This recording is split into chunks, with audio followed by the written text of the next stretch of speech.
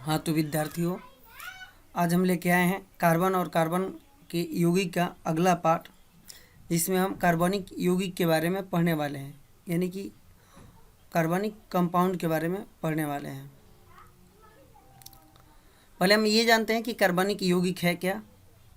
तो देखिए, समझिए, ऐसा यौगिक जिसमें कार्बन की मात्रा पाई जाती है कार्बनिक यौगिक कहलाता है। बहुत आसान परिभाषा है कि ऐसा यौगिक जिसमें कार्बन की मात्रा पाई जाती है उसे हम कार्बनिक यौगिक कहते हैं। इसमें कार्बन के अलावा ऐसा नहीं कि सिर्फ कार्बन ही होता है, ऑक्सीजन, नाइट्रोजन, सल्फर, फास्फोरस तथा हैलोजन भी होता है। इन सब तत्वों के मिला के जो यौगिक बनता है उसे हम कार्बनिक यौगिक कहते हैं। इसमें मुख्य रूप से कार्बन और हाइड्रोजन होता है। तो ये तो हम समझ गए कार्बनिक यौगिक के बारे में। अब एक कार्बनिक यौगिक से संबंधित एक थ्योरी दिया गया था, जिसे हम जैव शक्ति के सिद्धांत के नाम से जानते हैं। समझते हैं कि ये थ्योरी है क्या। इस सिद्धांत के अनुसार पहले वनस्पति तथा जंतुओं को कार्बन का मूल स्रोत माना जाता था, अर्थात वे प्राकृतिक से ही प्राप्त हो सकते थे। इसे प्रयोगशाला में निर्माण नहीं कर सकते हैं। समझ रहे हैं?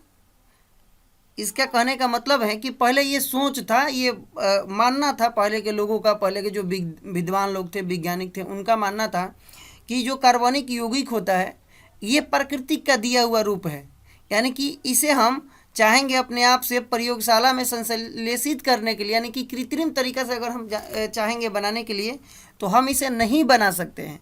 ऐसा माना जाता था पहले, ऐसा सिद्धांत था कि ये प्राकृतिक से ही हमें प्राप्त होते हैं, वनस्पति के रूप में एवं जंतुओं के रूप में।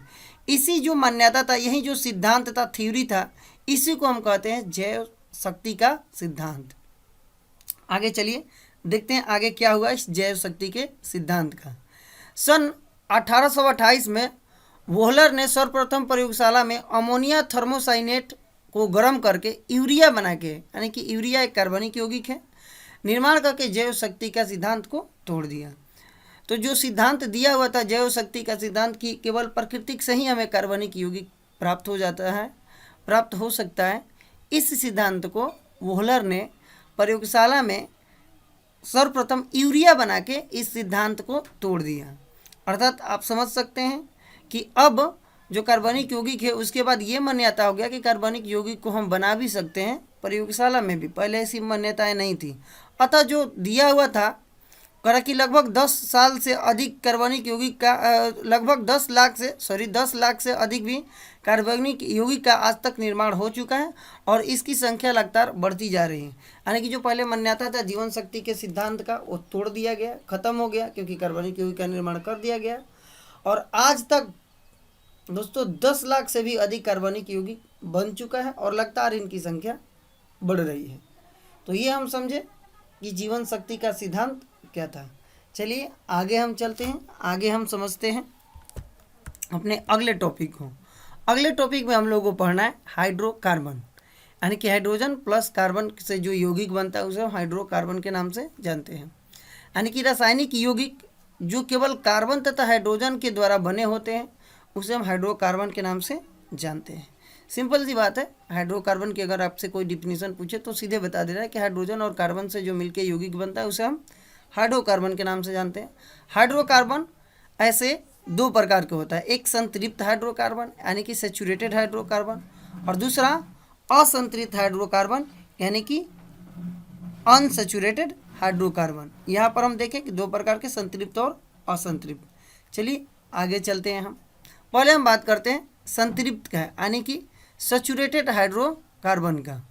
तो देखिए सैचुरेटेड हाइड्रोकार्बन क्या है। कह रहा कि वैसे कार्बन की यौगिक जिसमें कार्बन की जो संख्या है, जिसमें कार्बन की श्रृंखला में केवल एक बंधन पाए जाते हैं उसे हम संतृप्त हाइड्रोकार्बन कहते हैं।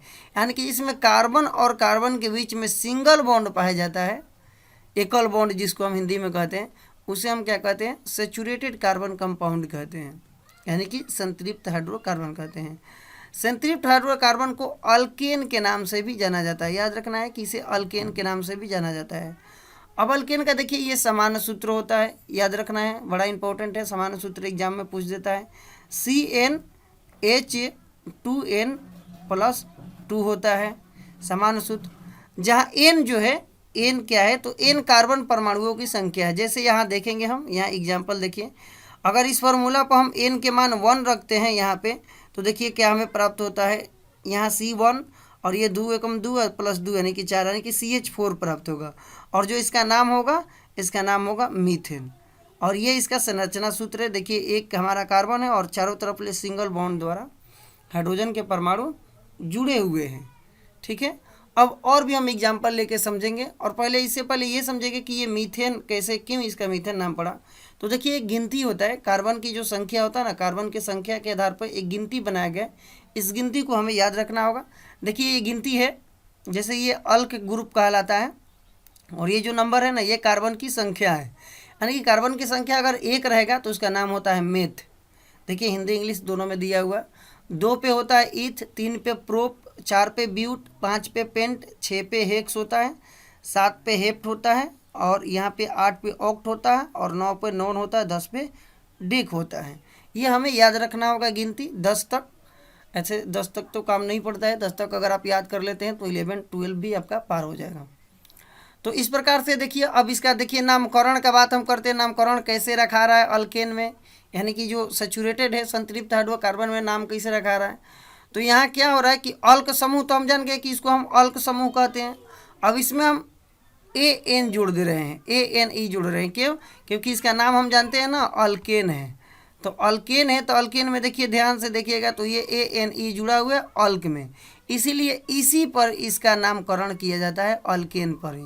जैसे अगला एग्जांपल देखिए, अगर n बराबर हम 3 लेते हैं तो यहाँ पर देखिए 3 लेने के बाद में हो जाएगा C3H8, यानी कि 3 नंबर पे देखिए क्या है यहाँ पे, तो 3 नंबर पे यहाँ प्रोप, तो प्रोप है 3 नंबर पे, तो आप प्रोप में आप जोड़ देंगे ANE, यहाँ पर जोड़ दीजिए ANE, तो हमारा नाम क्या हो जाएगा, तो हमारा नाम हो जाएगा प्रोपेन। देखिए यहाँ पे, देखिए यहाँ अल्केन में, अल्क में AN जुड़ा हुआ है, इसका नाम अल्केन हो गया है।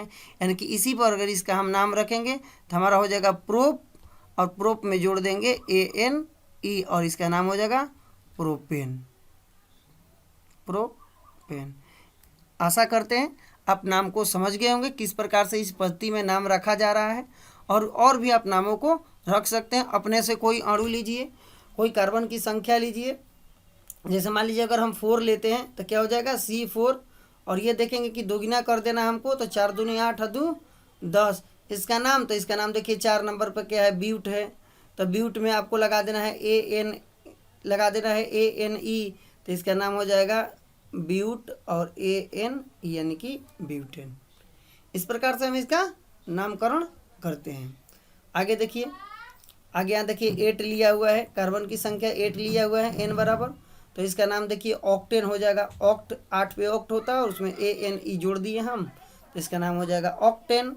और ये इसका क्या होगा, संरचना सूत्र के ही आधार पर इसका नाम संतृप्त रखा गया है, क्योंकि इनके जितने भी कार्बन परमाणु होते हैं, आप ध्यान से देखिए कि ये सारे सिंगल बॉन्ड द्वारा जुड़े हुए रहते हैं। चलिए आगे चलते हैं। हम आगे हम बात करते हैं असंतृप्त हाइड्रोकार्बन का, यानी कि अनसैचुरेटेड हाइड्रोकार्बन। ये ऐसे हाइड्रोकार्बन होते हैं जिनमें कार्बन और कार्बन के परमाणु के बीच द्वि यानी कि डबल बॉन्ड या ट्रिपल बॉन्ड रहता है। यानी कि इसमें एक जो कार्बन कार्बन परमाणु है ना, यानी कि दो कार्बन परमाणुओं के बीच, केवल 2 कार्बन परमाणुओं के बीच यहाँ डबल बॉन्ड या ट्रिपल बॉन्ड रहता है, जिसे हम असंतृप्त कहते हैं, असंतृप्त हाइड्रोकार्बन कहा जाता है। अब ये तो 2 प्रकार के हो गए यहाँ, क्योंकि डिफिनीशन में कहा गया है, तो डबल या ट्रिपल, यानी कि जिसमें डबल रहता है, ये 2 प्रकार के हो गए। जिसमें डबल रहता है उसको अल्कीन कहते हैं, और जिसमें ट्रिपल रहता है उसे हम अल्काइन के नाम से जानते हैं। देखिए यहाँ hydrocarbon with the double bond is called alkyne, and hydrocarbon with the triple bond called alkyne. तो ये 2 प्रकार के हो गया। अब हम आगे बात करते हैं अल्कीन के बारे में, जानते हैं जो पहला प्रकार है। तो मैंने बताया अभी कि जिसमें 2 कार्बन के परमाणुओं के बीच डबल बॉन्ड हो, यानी कि दोहरा आबंधन हो, डबल बॉन्ड हो, उसे हम अल्कीन कहते हैं। यानी कि सिर्फ 2 कार्बन परमाणु के बीच यहाँ पे डबल बॉन्ड रहेगा, जिसे हम अल्कीन के नाम से जानते हैं। अब इसका नामकरण की बात करेंगे तो कुछ नहीं, वहाँ पे अल्केन ANE लग रहा था, तो यहाँ कीन लग जाएगा। यानी कि उसमें से अल्केन में से ए इन ई हट जाएगा और यहाँ पर ई लग जाएगा, ई एन ई, और इसका नाम हो जाएगा अल्केन। इसी पे इसका नामकरण करेंगे। और इसका सामान्य सूत्र की बात करेंगे तो सामान्य सूत्र होता है CnH2n, यानी कि जो +2 था वो हट गया है और ये इसका अणु सूत्र हो गया है। आगे हम बात करते हैं, इस पे रखते हैं हम कार्बन के परमाणु को रखते हैं। जैसे कार्बन के परमाणु n बराबर 2 रखते हैं तो हो जाएगा C2H4। अब इसका नाम बात करेंगे तो हम पहले जानते हैं वो गिनती वाला टेबल में हम जानते हैं कि 2 पर होता है ईथ, और हम सीखे हैं कि ईथ में हमें क्या लगाना है, ENE लगाना है। तो हमारा हो जाएगा इथीन। देखिए यहाँ पर हमारा इथीन हो जाएगा, यानी कि इसे इथीन या इथिलीन के नाम से भी हम इसको जानते हैं। और ये इसका संरचना सूत्र होगा। देखिए 2 कार्बन परमाणु के बीच डबल बॉन्ड है और बाकी सब सिंगल बॉन्ड रहता है। तो ये हमारा हुआ इथीन के बारे में। आशा करते हैं आप समझ रहे होंगे। आगे हम बात करते हैं और भी कार्बन के परमाणु लेके हम एग्जाम्पल देख लेते हैं। यहाँ पे देखिए जैसे कार्बन के परमाणुओं की संख्या अब 3 लिया हुआ है तो यहाँ ये हो जाएगा 3 पे प्रोप होता है तो प्रोप में ENE लग जाएगा, यानी कि इसका नाम हो जाएगा प्रोपीन। और ये इसका संरचना सूत्र होगा। देखिए सिर्फ 2 कार्बन परमाणुओं के बीच डबल बॉन्ड है, बाकी नहीं होता है। अब देखिए इसमें एक नहीं लिया जाता है क्योंकि यहाँ पर कम से कम 2 कार्बन परमाणु चाहिए था डबल बॉन्ड के लिए, इसलिए 1 नंबर यानी कि मीथेन वाला मीथीन नहीं होता है। तो ये आप समझ गए। आगे चलते हैं। आगे हम बात करते हैं अल्काइन के बारे में, जो इसका दूसरा प्रकार था असंतृप्त का अल्काइन के बारे में हम बात करते हैं।